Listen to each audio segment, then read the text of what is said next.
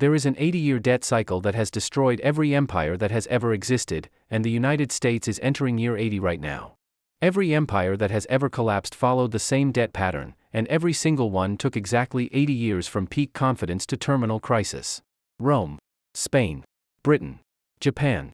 Different centuries, different continents, different currencies. The same pattern, the same timeline, the same catastrophic ending. 146 BC to 66 BC, Rome's republic drowns in debt accumulated funding distant legions. 1492 to 1557, Spain controls the New World's gold and still defaults on its debts. 1918 to 1992, Britain emerges victorious from World War I only to spend the next 74 years collapsing under the weight of war debt. 1989 to present, Japan's economic miracle freezes into 35 years of stagnation after their debt bubble bursts. The pattern repeats because 80 years is exactly one long human lifespan. The people who experienced the last catastrophe die off, taking institutional memory with them. The warnings die with them. The fear dies with them. And the new generation, confident and ignorant, walks straight into the same trap their great-grandparents fell into. It doesn't matter if you're backed by gold, if you control the world's trade routes, if you have the world's reserve currency, or if you believe you're too powerful to fail. Rome believed their legions made them invincible. Spain believed their gold mines made them untouchable. Britain believed their empire made them eternal. Japan believed their economic model had transcended Western capitalism. They all believed they were different. They were all wrong.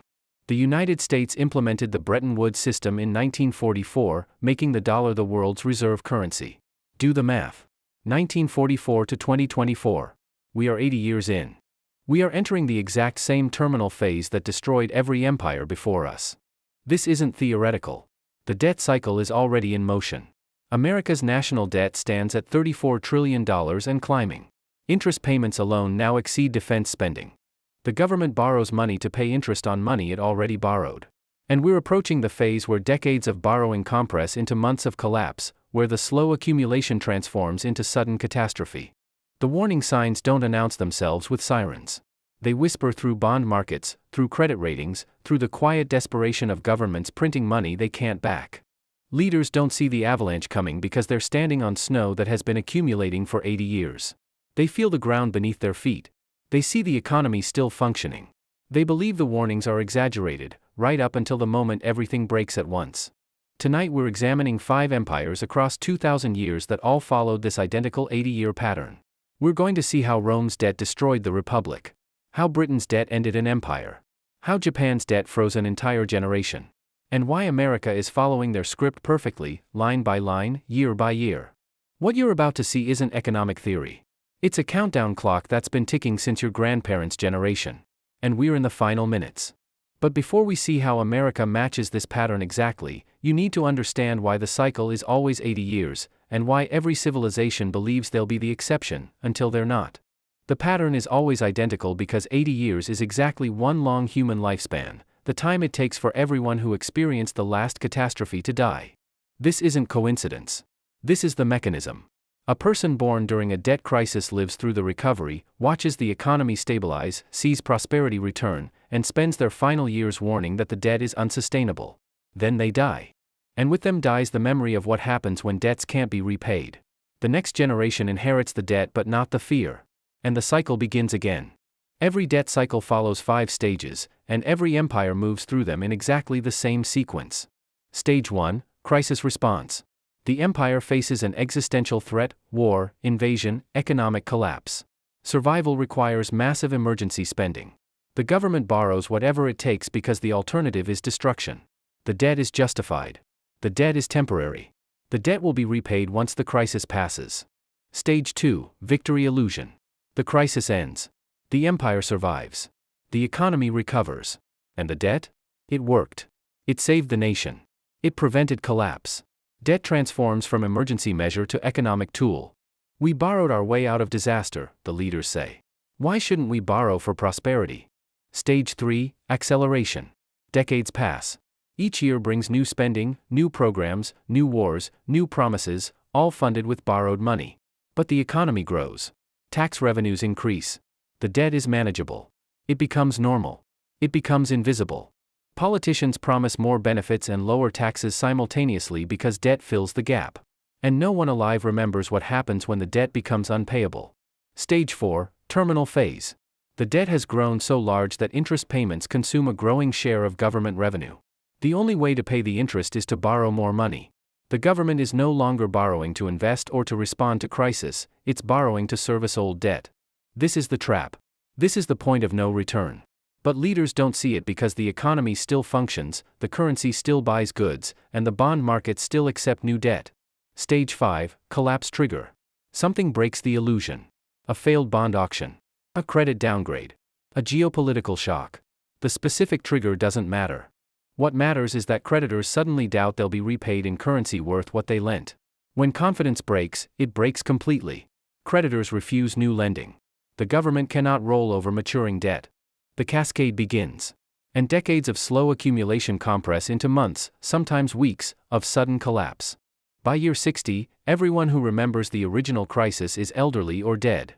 By year 70, their warnings are dismissed as outdated pessimism. By year 80, the new generation believes debt is simply how modern economies function. Each year's debt seems manageable. Each crisis justifies more borrowing. Growth covers the interest, until it doesn't. Because here's the mathematical trap: compound interest is exponential. Economic growth is linear. The gap between them widens silently, invisibly, until the debt becomes unpayable all at once. Every leader at year 70 sees the pattern in history books and thinks, but we have better institutions, better technology, better economists. Every single one. They're all in those same history books now. Sound familiar? It should. Because we're watching the US government borrow trillions to pay interest on previous trillions, while economists explain why this time the old rules don't apply. The debt doesn't feel heavy until the entire structure collapses at once, like a building that looks solid until every support beam fails in the same instant. Leaders at year 79 feel the same confidence as leaders at year 20. They see stable bond markets. They see functioning currency. They see an economy that still grows. They never see the trap closing. We're about to examine 5 examples spanning 2,000 years, and you'll notice something chilling: each collapse happens faster than the one before as debt complexity increases. The first empire to follow this exact pattern dominated the ancient world for centuries. They controlled more territory than anyone before them. They believed their system was eternal. They were wrong. This is how Rome's debt cycle destroyed the Republic. 146 BC. Rome stands at the absolute peak of ancient power. Carthage lies in ruins. The Mediterranean is a Roman lake. The treasury overflows with plundered gold. Trade routes stretch from Spain to Syria. Rome is the wealthiest state the world has ever seen. Their legions are invincible. Their currency is trusted everywhere. Their system seems eternal. But something fundamental has shifted. The age of conquest is ending. There are no more Carthages to destroy, no more wealthy kingdoms to plunder. The empire has reached its natural borders. And here's the problem: Rome built an economic system that required constant conquest. The legions needed paying. The roads needed maintaining. The grain shipments needed subsidizing. The bureaucracy needed funding. The entire apparatus of empire required money, lots of it, every single month. The Senate faces a choice. Shrink the empire to match sustainable revenue. Or borrow against future tax collection to maintain current military presence. They choose debt. Of course they choose debt. Every empire chooses debt. The decision seems logical. Rome controls the known world. Future tax revenue is guaranteed. The loans are manageable. This is just temporary financing until the economy adjusts to the new reality. The debt will be repaid. The debt is always temporary. It never is. 146 BC, Rome borrows modestly for infrastructure projects. The debt works. The roads get built. The economy grows. Confidence increases. 120 BC, debt has increased 3 times over to fund permanent legions in distant provinces. But tax revenue is growing too. The debt is still manageable. The Senate authorizes more borrowing. 100 BC, debt servicing now consumes 15% of annual revenue. This is the warning sign. This is the moment where leaders should recognize the trap. But the empire still functions. The currency still holds value. The warnings are dismissed as pessimism. The borrowing continues. 80 BC, debt servicing hits 40% of revenue. Nearly half of Rome's income goes just to pay interest on previous borrowing. The Senate must borrow more money to pay the interest on old loans. They've crossed the point of no return, but no one sees it yet. 66 BC, Pompey launches a conquest of Pontus not for glory, not for strategic advantage, but because Rome's creditors demand it. The The debt has grown so large that only foreign plunder can service it. Rome has returned to conquest economics, but now they're conquering to pay debts, not to build empire. The debt spiral has become a debt trap. The Senate borrowed to pay legions. The legions collected taxes. The taxes paid the debt. But when taxes fell short, the Senate borrowed more. When that wasn't enough, they found another solution: debase the currency. Roman mints began mixing copper into the silver denarius. At first just a little, 98% silver, 2% copper. Then 95% silver. Then 90%. Then 80%. Citizens could feel the difference when they bit down to test coins, the soft give of copper instead of the firm resistance of pure silver. The coins grew lighter. They grew darker. They grew worthless. Food prices began to climb. Not because of shortages, because the currency was dying. A bushel of grain that cost 1 denarius now cost 2. Then 3. Then 5. Ordinary Romans watched their savings evaporate. They watched their wages by less each month. The middle class, small farmers, craftsmen, shopkeepers, were crushed between debt and inflation. Farmers who borrowed during bad harvests watched interest compound year after year. They paid and still owed more than they'd borrowed. Eventually the creditors took the land. Land their families had worked for generations. Land that had been Roman since before Carthage fell.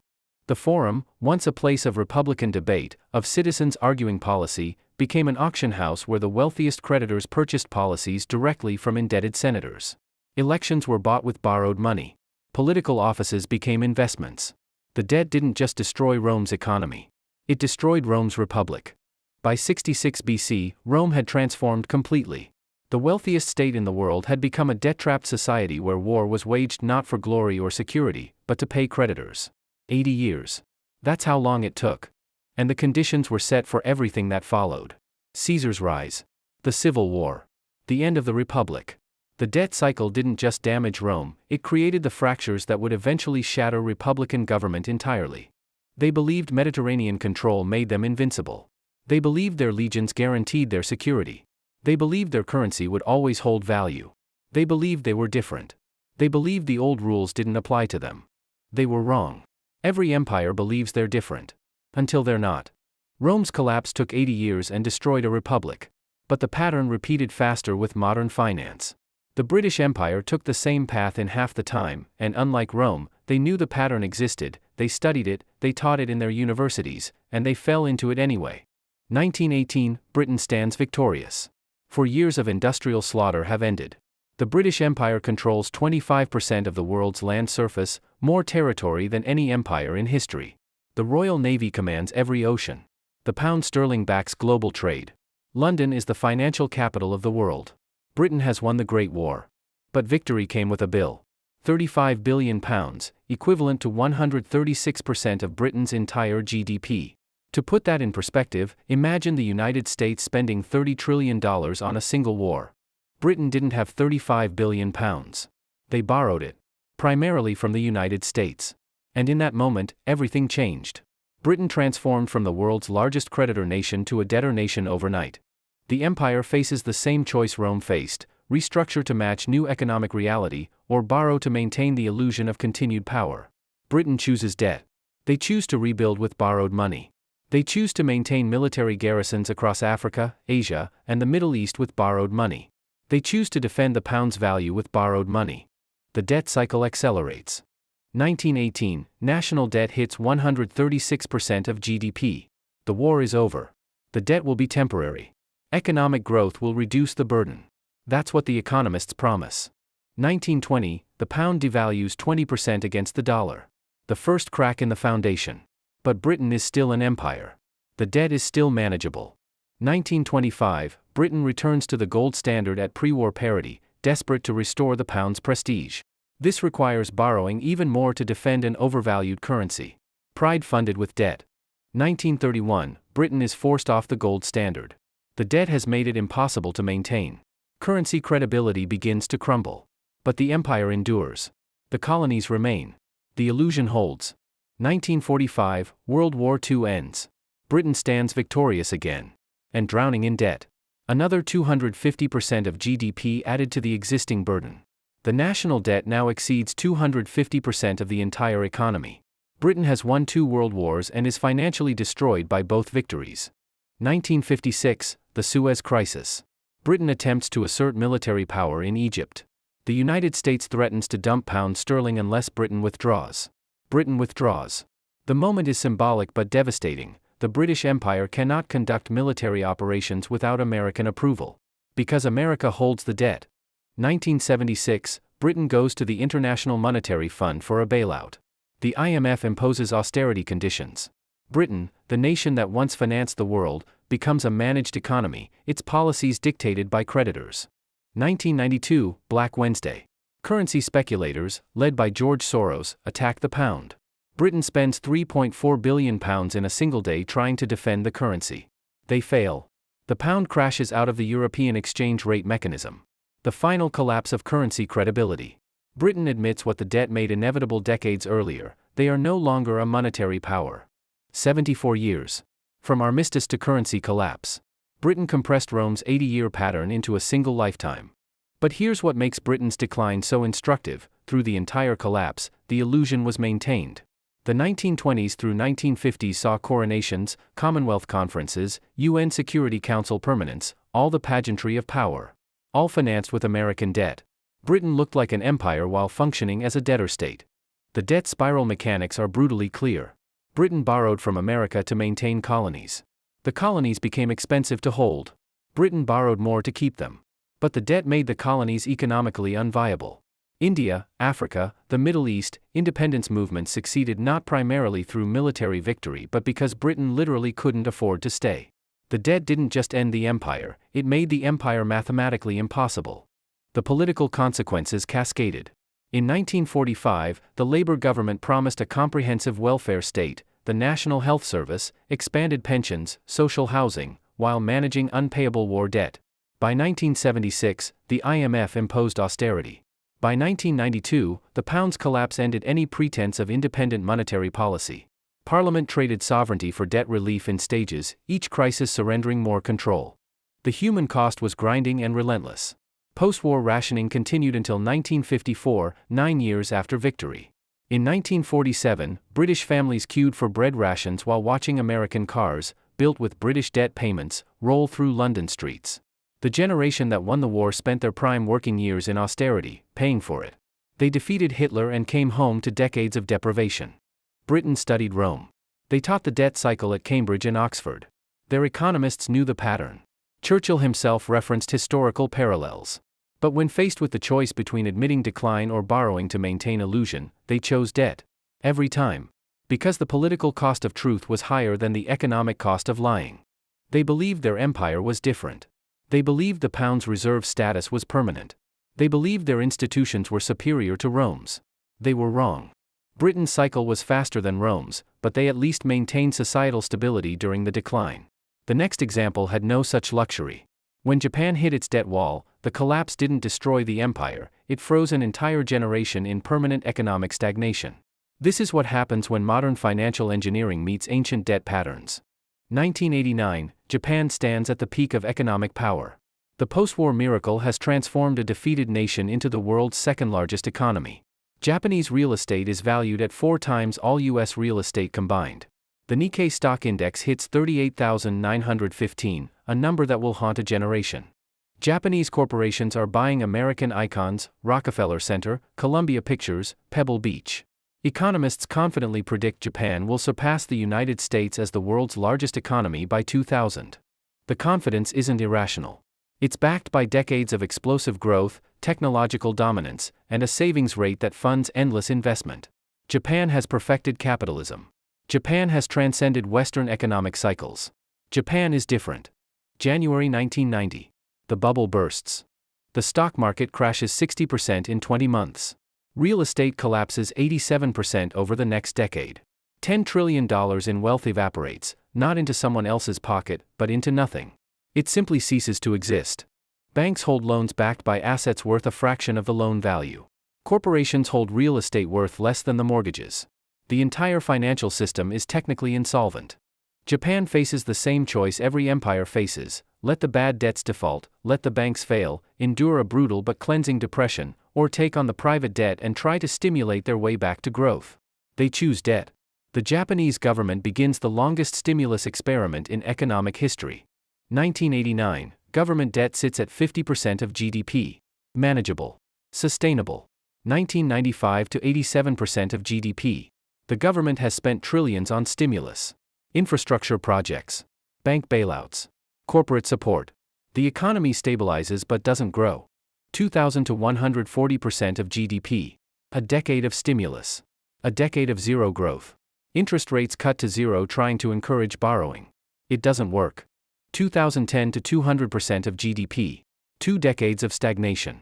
The government keeps spending. The debt keeps growing. The economy keeps not growing. 2024 to 264% of GDP. The highest debt to GDP ratio in the developed world. 35 years of stimulus. 35 years of stagnation. Interest rates have been at zero or negative for over 25 years.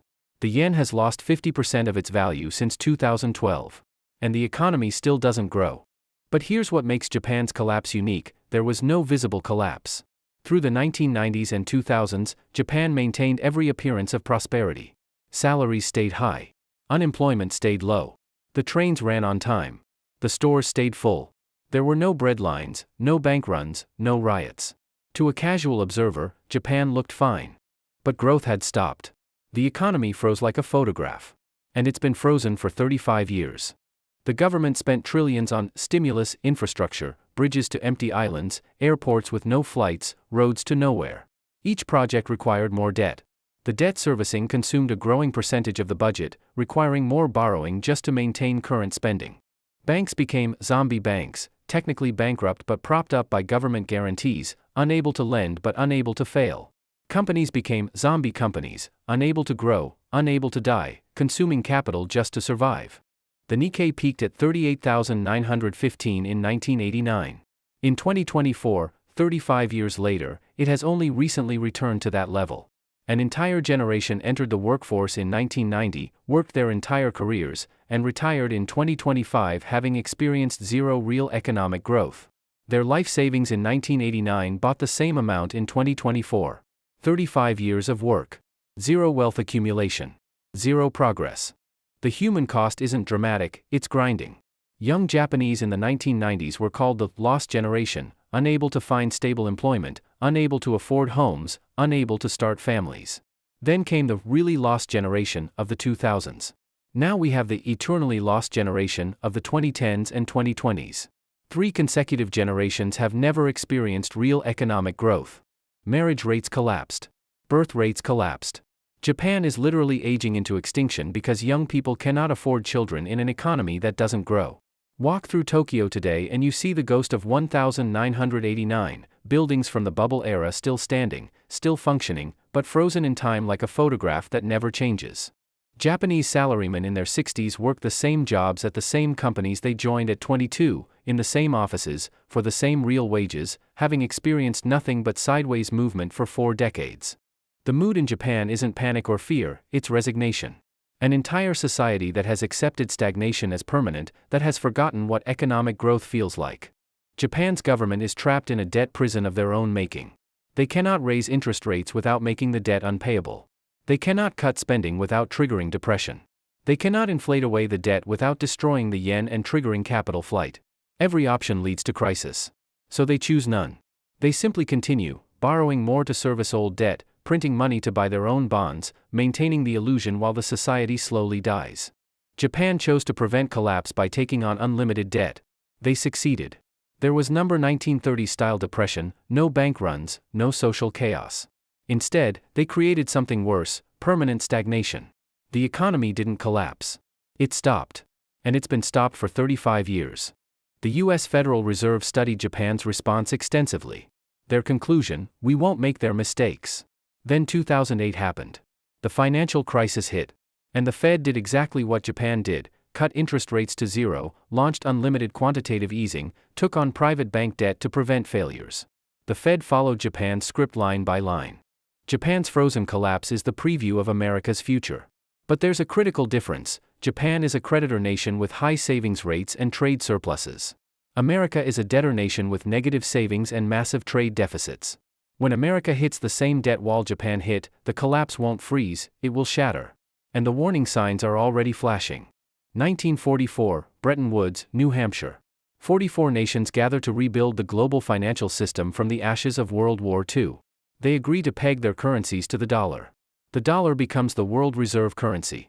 America holds 75% of the world's monetary gold. The United States stands at absolute peak power, militarily, economically, financially. The 80-year clock starts ticking.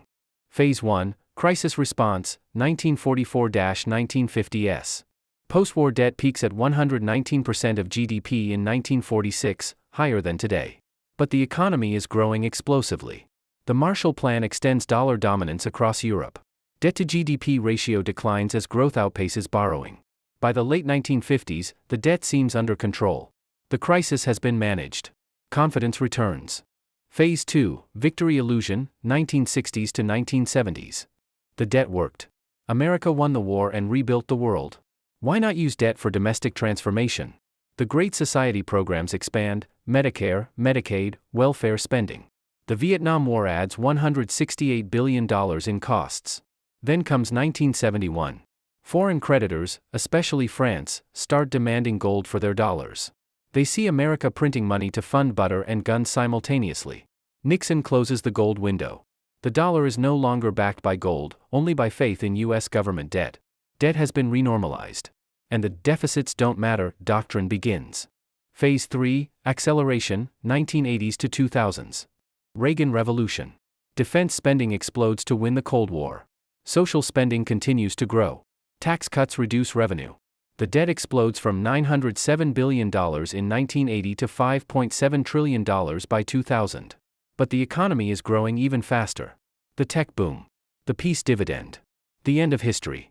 Debt-to-GDP ratio actually declines through the 1990s despite massive borrowing. The illusion is complete. America has discovered how to borrow forever without consequence. Phase 4, Terminal Phase, 2008 present. The financial crisis hits. Banks are failing. The housing market collapses. And the Federal Reserve does exactly what Japan did 16 years earlier: they take on private debt to prevent bank failures. TARP. Quantitative easing round 1, 2, 3. Interest rates cut to zero and held there for 7 years. The debt explodes from $10 trillion in 2008 to $20 trillion by 2017. Then COVID. $5 trillion in new debt in 2 years. By 2024, the national debt stands at $34.5 trillion. And here's where the mathematics become inescapable. Debt servicing now costs $892 billion per year, more than the entire defense budget. The government is borrowing money to pay interest on money it already borrowed. In 2024, the debt is increasing by $1 trillion every 100 days. Not every year. Every 100 days. Let's look at the current numbers clearly. $34.5 trillion national debt. That's 123% of GDP, past the point where Rome, Britain, and Japan couldn't recover. $200 trillion in unfunded liabilities, Social Security, Medicare, federal pensions that have been promised but not funded. $892 billion in annual interest payments that rise every time old debt refinances at higher rates. $1.7 trillion annual deficit. These aren't projections. These aren't worst-case scenarios. These are the current numbers. The generational component is complete. Every adult who was young in 1944 is dead now. Everyone who experienced the Great Depression is dead. The last Federal Reserve chairman who experienced high inflation, Paul Volcker, died in 2019. The current generation of leaders has only experienced the debt accumulation phase. They've never seen the collapse phase. They don't believe it exists. The political system is paralyzed. In 2024, both political parties agree on absolutely nothing, except continuing to borrow. Defense spending? Borrowed money. Social programs? Borrowed money. Tax cuts? Borrowed money. The government cannot function without borrowing $1.7 trillion per year. That's not a policy choice anymore. That's an addiction. No politician can propose cutting $1.7 trillion without losing office. No politician can propose raising taxes enough to cover it without losing office. The debt has made honest governance impossible. And the credibility crisis is emerging in real time. 2023, Fitch downgrades U.S. credit rating. 2024, foreign central banks are reducing dollar holdings. China is dumping U.S. treasuries. BRICS nations are creating alternative payment systems. Saudi Arabia is accepting yuan for oil sales. Watch the Treasury auction results each week, the bid-to-cover ratios declining, the yield spreads widening, the Fed intervening as buyer of last resort. These are not abstract numbers. They're the sound of creditors walking away. The 80-year privilege of reserve currency status is ending exactly on schedule. But America is different, right? We print our own currency. So did Rome, they just mixed copper into silver. So did Britain, the pound was printed freely. So did Japan, the yen inflated away half its value. We have the strongest military. So did Rome with their legions. So did Britain with their navy. So did Japan with their manufacturing dominance. The dollar is backed by the full faith and credit of the US government. That faith is a debt-to-GDP ratio exceeding 120%, the same tipping point where Rome, Britain, and Japan couldn't recover. We're too big to fail. Britain controlled 25% of the world in 1918. Every empire believes they're different. Every single one. They all have reasons why the old rules don't apply. Until the rules apply anyway. Here's the acceleration factor that makes America's situation more dangerous than any previous empire. Rome's cycle took 80 years in an agricultural economy moving at the speed of sailing ships. Britain's cycle took 74 years in an industrial economy moving at the speed of steam. Japan's cycle hit the wall in 45 years in a modern economy. America's cycle is 80 years from 1944 to 2024. But our debt complexity is exponentially greater. Derivatives, shadow banking, global interconnection, and modern finance moves at the speed of electronic transfers. When confidence breaks, the collapse will be measured in days, not decades. The collapse trigger is simple: the moment creditors doubt they'll be repaid in currency worth what they lent. Japan maintained credibility because they're a creditor nation with trade surpluses. The US has lost $7 trillion from foreign central banks since 2014. Treasury auctions are failing. The Fed is being forced to buy its own government's debt, pure monetization. These are the endgame moves. Pull up a debt clock right now and watch it in real time. $34 trillion increasing by $70,000 per second, faster than you can read the sentence, accelerating each year. And every politician promising it doesn't matter. The mood in Washington is identical to late-stage Britain. Everyone knows the debt is unsustainable, everyone knows the entitlements are unpayable, and everyone keeps voting to borrow more because the alternative is admitting the empire is over. America is 80 years into the cycle, matching the pattern exactly. But we've only looked at the historical evidence. The warning signs flashing right now are more urgent than any previous empire faced. This is what the final phase looks like. The warning signs are flashing brighter than they have for any empire in history because this time the collapse will be global, not regional. When the reserve currency fails, there's no backup empire to take over. Warning sign number 1, mathematical impossibility. The debt cannot be repaid through growth. It would require 50+ years of 4% GDP growth with zero deficits. The US hasn't balanced a budget in 23 years. Even the best-case scenario adds $20 trillion more debt by 2034. The math doesn't work. And bond markets are beginning to price this in: Treasury yields rising, foreign buyers disappearing, spreads widening. The market is starting to say what politicians won't: this debt is unpayable. Warning sign number 2, interest rate trap. The Federal Reserve is trapped with no escape. Raise rates to fight inflation? Debt service costs explode and the government defaults. Keep rates low? Inflation continues, the dollar loses purchasing power, and foreign creditors flee. There is no policy solution. Only a choice between types of collapse, hyperinflation or debt default. Pick your poison. Warning sign number 3, foreign treasury exodus. China's holdings, $1.3 trillion in 2013. $816 billion in 2024. Japan is reducing. Saudi Arabia is diversifying. Foreign central banks held 34% of US debt in 2011. Today? 24%. A 10 percentage point decline represents hundreds of billions in selling. When foreign buyers stop absorbing US deficits, the Fed must print money to buy the debt itself. That's not monetary policy. That's pure monetization. That's the endgame. Warning sign number 4, dollar alternative systems. BRICS nations are settling trade in local currencies. China and Saudi Arabia are conducting oil transactions in yuan, breaking the 50-year petrodollar system. Digital currencies are bypassing SWIFT. 58 countries are actively reducing dollar dependence. The 80-year reserve currency privilege is being dismantled in real time. And history shows, when reserve currency status ends, collapse accelerates exponentially. Britain lost reserve status and lost the empire within a generation. Warning sign number 5, political impossibility of cuts. To balance the budget would require cutting 30% of all federal spending, $1.7 trillion. That equals the entire defense budget, $842 billion, plus all of Medicare, $839 billion, plus the VA, the FBI, NASA, and more. Politically impossible. Or raise taxes 40% across the board. Also impossible. No politician can propose either and survive re-election. The only option is continued borrowing, which accelerates the cycle toward collapse. Warning sign number 6, demographic crisis. Baby boomers are retiring. Social Security and Medicare obligations are exploding exactly as government borrowing capacity maxes out. 10,000 boomers turn 65 every single day. Each year, entitlement costs increase while the worker-to-retiree ratio worsens. Japan faced this exact demographic crisis. They chose debt. 35 years of stagnation later, they're still trapped. We're following their script exactly, but we're starting from a debtor position, not a creditor position. Warning sign number 7, banking fragility. 2023, Silicon Valley Bank collapses. Signature Bank collapses. First Republic collapses. All require Fed emergency intervention. Why?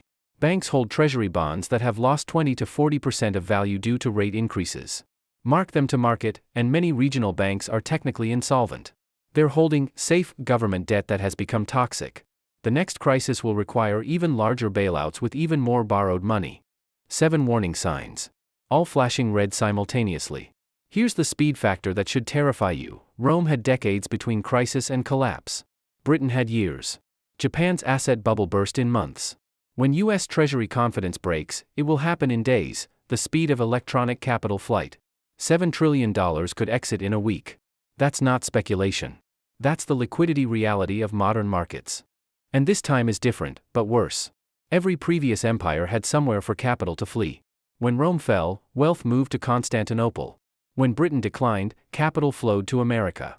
When America falls, there's no equivalent power with rule of law, deep capital markets, and property rights. This time the wealth doesn't rotate to a new empire. It evaporates. Log into your brokerage account right now and look at your treasury holdings, your bond funds, your money market accounts. They're all claims on an unpayable debt. You're holding the same asset that foreign central banks are quietly dumping. The feeling in financial circles isn't panic yet, it's positioning. The smart money isn't asking if the dollar loses reserve status. They're asking when. And they're moving capital accordingly. This isn't about economic theory. This is about your savings, your retirement accounts, your ability to buy food and fuel. When the dollar loses reserve status, everything priced in dollars reprices simultaneously. Your cost of living doubles, or triples, overnight. The middle class gets wiped out. Every time. Without exception. That's what happened to Rome's farmers. To Britain's savers.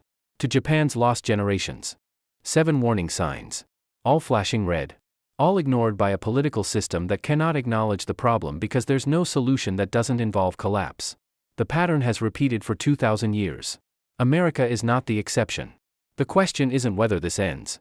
The question is when, and whether you'll be ready. The 80-year debt cycle has ended empires for 2,000 years. The pattern never changes, only the names, dates, and speed. Rome took 80 years. Britain took 74 years. Japan's collapse came in year 45, but the stagnation has lasted 35 years and counting. America is in year 80 right now. The cycle exists because debt is invisible until it becomes unpayable. It accumulates slowly enough that each generation believes their era is different. It takes exactly one human lifetime for the warnings to be forgotten. And it ends the same way every single time. Every leader at year 70 knows the historical pattern. They teach it. They study it. They promise they won't repeat it. But when faced with the choice between admitting the empire is ending or borrowing to maintain the illusion for one more year, they borrow. Every time. Because the truth is politically impossible to speak. Look at the numbers: $34 trillion debt, $892 billion interest annually, $1.7 trillion deficit, 123% debt to GDP. These aren't opinions or projections, they're facts. And they make default mathematically certain. The only question is whether default comes through hyperinflation, currency collapse, or formal restructuring. But default is coming. This is the generational tragedy playing out in real time.